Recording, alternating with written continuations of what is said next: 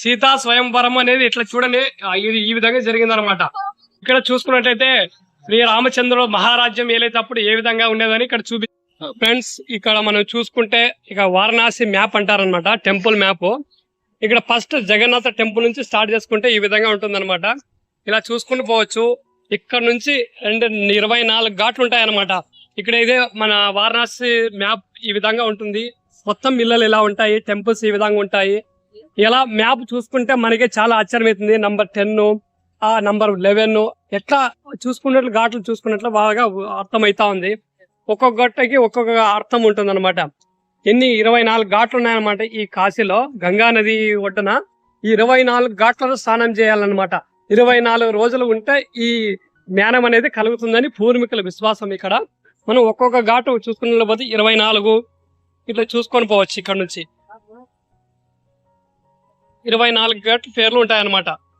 ఘాట్స్ అంటే అక్కడ ఒక్కొక్కరు ఒక్కొక్క రాజు పరిపాలించిండేది, ఒక్కొక్క రాజు మందిరాన్ని ఇంప్రూవ్మెంట్ చేసిండేది. ఈ విధంగా ఉంటుంది. మనం బాగా చూసుకుంటే అర్థమవుతుంది అనమాట. దీన్నే వారణాసి మ్యాప్ అంటారు. ఇట్లా ఉంటుంది అనమాట. ఇదంతా గంగా రివర్ అనమాట. ఇదంతా ప్లేస్ ఉంది. ఈ గంగా వెళ్తానే ఉంటుంది అనమాట. హిమాలయాల నుంచి వాటర్ వస్తూనే ఉంటాయి. చిన్న చిన్న ఉన్నాయే ఇవన్నీ పడవలనమాట. ఇక్కడ నుంచి యాత్రికులు ఇక్కడ నుంచి ఒక్కొక్కరికి 200, 300 మాట్లాడుకుని తీసుకుని వెళ్తారనమాట. మొత్తం గంగా రివర్ అంతా చుట్టేస్తారు. ఇది మనం చూసుకుంటే బ్రిడ్జ్ అనమాట. ఈ బ్రిడ్జ్ దాటి ఇక్కడ అంతా మనం వెళ్ళవచ్చు అనమాట. అక్కడ రైల్వే స్టేషన్ కూడా ఉంది చూడండి. ఆ రైల్వే గేట్ నుంచి ద్వారా కూడా ఇట్లా రావచ్చు.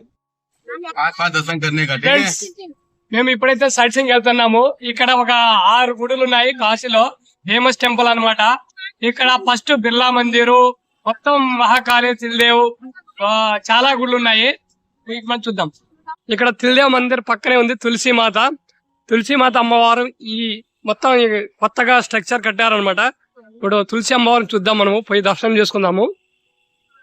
ఈ విధంగా చాలా మంది భక్తాదులు ఉన్నారు కదా, కాశీ యాత్రకు వచ్చిన వాళ్ళంతా తులసి మాతకు, తిల్దేవ్ మందిర్కు చాలా మంది వెళ్తూనే ఉంటారు. ఇక్కడ చాలా అద్భుతంగా ఉంది ప్లేస్ మాత్రం. ఇక్కడ చాలా మంది భక్తాదులు చూడడం వల్ల నాకు కూడా చాలా ఆనందంగా వేసింది. శ్రీ రామచంద్రుడు అనమాట ఇక్కడ మధ్యలో ఉండేది. శ్రీ రామచంద్రుడు, తర్వాత తులసిమాత, మహా అన్నపూర్ణ, శ్రీ సత్యనారాయణ స్వామి ఆలయం కూడా ఇక్కడే ఉంది అనమాట. ఇక్కడ చూసుకున్నట్లయితే స్వామివారు భగవద్గీత చదువుతూ ఇక్కడ తులసిమాత అమ్మవారిని చూసుకున్నట్లు లోపల మ్యూజియం ఉంది. మనం మ్యూజియం చూసుకున్నట్లయితే ఎంట్రన్స్ ఫీజు వచ్చేసి 10 రూపాయలు అనమాట. ఈ 10 రూపాయలు చూసుకుంటే మనకి బాగా మొత్తం ఆ శ్రీకృష్ణ అవతారంలో ఏ విధంగా జరిగాయి అన్న ఒక్కొక్క ఆకర్షణగా మొత్తం ఒక్కొక్క విధంగా చూపించారనమాట. ఈ కళలు చూసుకుంటే ఎంతో అద్భుతంగా ఉన్నాయి. మొత్తం ఒక్కొక్క కళ ఒక్కొక్క మిషన్ టెక్నాలజీతో చేశారనమాట. ఏ విధంగా పూర్వీకులు ఉన్నారు, ఏ విధంగా యాగాలు యజ్ఞాలు చేసేవాళ్ళు, ఎంతమంది తదాస్తు దేవతలు అనేవాళ్ళు అనేది ఇక్కడ చూపించారనమాట. ఎప్పుడు మహారాజ్యం ఎలా చేశారన్నమాట, బాలలీలలు అనే మహారాజు అనేవారు ఎలా ఉండేవారు, ఎలా చేశారనేది చూపించారనమాట. ఇక్కడ మనం మళ్ళీ మొత్తం మ్యూజియం అనమాట. చాలా అద్భుతంగా ఉంది. శ్రీ రామచంద్రుడు చూసుకోవచ్చు ఇక్కడ.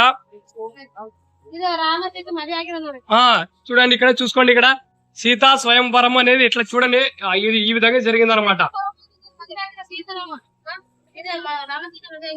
ఇంకా పైన చూసుకున్నట్లయితే ఈ విధంగా ఉంటుంది అనమాట. చాలా అద్భుతంగా ఉంది. చూడండి, అప్పుడు ఒక మహర్షి తపస్సు చేస్తున్నాడు వల్ల అప్పుడు రాముడు గురువు దగ్గర ఉన్నప్పుడు తపస్సు చేసినప్పుడు గురువు ఆజ్ఞ ఇచ్చిన తర్వాత రాముడు బాణంతో వదులుతాడు అనమాట. అక్కడ గోపాభవన్ అని ఈ విధంగా ఉందన్నమాట. చూసుకోవచ్చు ఈ పడవ ప్రయాణము వాళ్ళంతా ఏ విధంగా చేశారనేది ఇప్పుడు బాగా చూపించారనమాట. ఇంకా చూద్దాం మనం. జయమోక్షం లే పక్షి అనేటప్పుడు ఎట్లా ఉందో దారి ఈ విధంగా చూపించారనమాట.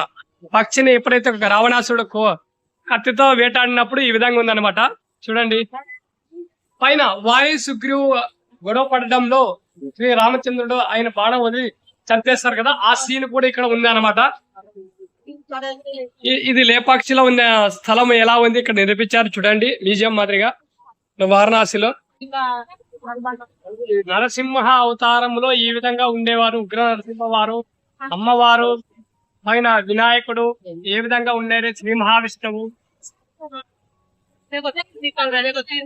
శ్రీరామ దేవుడు ఏ విధంగా ఉన్నారనేది ఇక్కడ చూపించారనమాట. ఇక్కడ చూడండి చాలా మంది కుబేరుడు ఎట్లా నిద్రపోయాడు, ఏ విధంగా ఉన్నారు అన్న దానికి నిరూపించారనమాట. ఒక్కొక్క విధంగా చూపించారనమాట. ఇక్కడ ఆకర్షణీయంగా ఉంది, చాలా అద్భుతంగా ఉన్నాయప్ప మన కళలు. గోపికలతో శ్రీకృష్ణుడు ఏ విధంగా ఆడేవాడు అనేది, శ్రీకృష్ణుడు ఏ విధంగా ఆటలు గోపికలతో ఆడేవాడు అనేది ఇక్కడ చూపించారు. ఇక్కడ చూడండి మొత్తం కుబేరుని నిద్ర లేపడానికి వచ్చిన అందరూ ఉండారు చేసేవాళ్ళని, రాక్షసులు ఉండేవాళ్ళు కదా, వాళ్ళంతా లేపుతున్నారు. ఇక్కడ జ్ఞానం ఇచ్చిన అర్జునునికి ఇక్కడ చూడండి అక్కడ శ్రీ మహావిష్ణువు సేద తీసిన స్థలం. ఇక్కడ అమ్మవారు దుర్గాదేవి, నరసింహస్వామి, శ్రీ మహావిష్ణువు నదిలో ఈ విధంగా పాము సర్పం రావడం వల్ల ఈ విధంగా జరిగింది అనేది చాలా మంది చూసి ఆశ్చర్యపోయారు. ఇక్కడ చూసుకున్నట్లయితే శ్రీకృష్ణుడు వెన్న దొంగ చేయడం అప్పుడు వెన్న దొంగతనం చేస్తాడు కదా, ఆ విధంగా ఆ సీన్ కూడా క్రియేట్ చేశారు. అక్కడ కూడా చూసుకున్న చాలా అద్భుతంగా ఉంది బా. దొంగచాటు కదా బాణంతో వదలడం అనేది చూశారు. ఇక్కడ చూడండి రావణాసుడు సిద్ధ అజ్ఞాతవాసి ఇవ్వని వెళ్ళినప్పుడు శ్రీరామచంద్రుడు రావడానికి వెయిట్ చేస్తున్న స్థలం. ఇక్కడ రాధాకృష్ణలో ఉయ్యాల ఆడేటప్పుడు ఏ విధంగా ఉండేది కింద చూపించారనమాట. ఇక్కడ ఉయ్యాల ఊగడం ఎలా ఉంటుందని వాళ్ళంతా మొత్తం శ్రీ మహాకృష్ణుడు ఈ విధంగా ఆడుతూ పాడుతూ అందరు లాలి రాధాదేవి కూడా ఇక్కడ ఉన్నది. ఈ విధంగా అవతారాలు ఉండేవని ఇక్కడ చూపించారనమాట. ఇక్కడ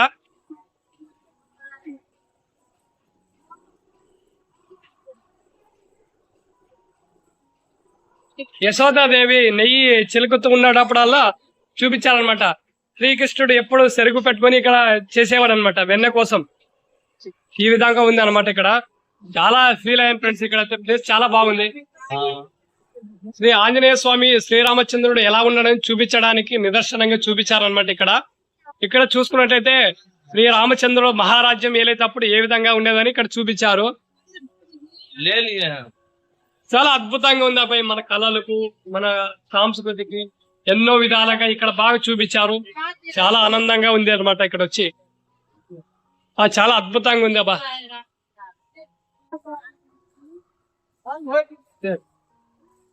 పరమేశ్వరుడు తపస్సు చేస్తున్న స్థలములో ఈ పార్వతీమాత దర్శనం కోసం వేచి చూడడం ఉంది.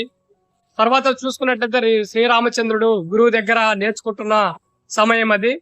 అక్కడ భజనలు చేసే సమయం అక్కడ. ఇక్కడ చూసుకున్న ఆంజనేయ స్వామి వారు అక్కడ ఉన్నారు.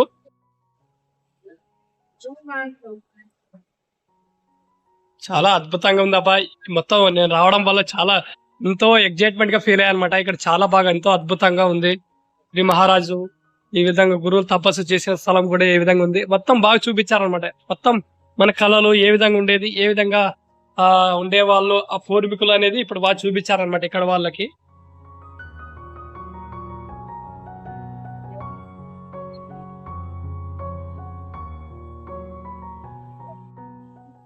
మొత్తం ఈ గుడి డెకరేషన్ లో మాత్రం చాలా ఆనందంగా ఉంది, చాలా ఆనందకరంగా ఉంది. ఈ మొత్తం చూసుకునే ఎంట్రన్స్ ఈ విధంగా ఉందన్నమాట. చాలా అద్భుతంగా ఎంట్రన్స్ పోవడానికి తిల్దే మహామందిర్ అనమాట. ఆ ఎంట్రన్స్ చూసుకుంటే బాగా అద్భుతంగా కట్టడాలు ఈ మధ్య కాలంలో కట్టారనమాట. ఈ మొత్తం ఈ స్ట్రక్చర్ ఈ గుడి పాతది, ఇంతకు ముందు నిర్మించారనమాట. ఇప్పుడు ఈ బయట నుంచి చూసుకుంటే ఎంట్రన్స్ ఇలా ఉంటుంది అనమాట. దసరా సందర్భంగా ఉత్సవాల్లో మొత్తం ఈ విధంగా డెకరేషన్ చేశారు ఈసారి. ఫ్రెండ్స్ నేనైతే తిల్దేవ్ మహామందిర్కి వచ్చాను అనమాట. ఇక్కడ టెంపుల్ చాలా అద్భుతంగా ఉంది, చాలా డెకరేషన్ గా ఉంది. ఈ మొత్తం ఈ హాల్ గా చూసుకున్నట్లే 3 చోట్ల 3 ఉన్నారు. తిల్దేవ్ మహాదేవ్ అంటారు అన్నమాట హిందీలో. మనకైతే హిందీలో అర్థం తెలియదు కానీ ఇక్కడ హనుమంతుడు అని నేను అనుకుంటున్నాను. పైన విగ్రహాలు ఉన్నాయి కాబట్టి అనుకోవచ్చు. ఇక్కడ చాలా అద్భుతంగా ఉంది. ఇక్కడ చూసుకున్నట్లయితే మనం పేరు ఏదో కానీ తెలియదు కానీ తిల్దేవ్ మహాదేవ్ అని అంటారు అనమాట. ఇక్కడ మొత్తం క్లీన్ చేస్తున్నారు ఈ రోజు మొత్తం అంతా. దసరా ఉత్సవాల సందర్భంగా ఈ మొత్తం క్లీన్ చేసి బాగా ఉత్సాహంగా చేస్తున్నారు. డెకరేషన్ బాగా అద్భుతంగా ఉంది ఈ గుడిలో. ఎంతో అద్భుతంగా కళలు, మన కళలు ఇప్పటికీ బతికి ఉన్నాయంటే ఇలానే మన పూర్వీకులు వచ్చిన ఆచారాల వల్లనే ఈ విధంగా ఉన్నాయన్నమాట. ఇక్కడే తిల్దేవ్ మహామందిర్ అనమాట. తిల్దేవ్ దేవుడు అక్కడ అనమాట. హిందీలో తిల్దేవ్ అంటారు అనమాట. ఇక్కడ సూర్య మహాస్వామి అంటారు అనమాట. ఇక్కడ ఆంజనేయ స్వామి వారు ఉన్నారు కదా, ఇక్కడ చూసుకోవచ్చు. ఇక్కడ అమ్మవారు అన్నమాట. ఇక్కడ ప్రత్యేకంగా చూసుకున్నట్లయితే దసరా ఉత్సవాల సందర్భంగా ఇప్పుడు ఈ రోజు అమావాస్య కారణంగా మొత్తం క్లీన్ చేసి మొత్తం ఇది చేస్తున్నారు అనమాట. ఇక్కడ మొత్తం క్లీన్ చేస్తున్నారు. చాలా ఈరోజు బాగా ఆకర్షణీయంగా ఉందన్నమాట. ఈ రోజు అయితే మొత్తం భక్తాదులు చాలా మంది వచ్చేసారు ఇక్కడ.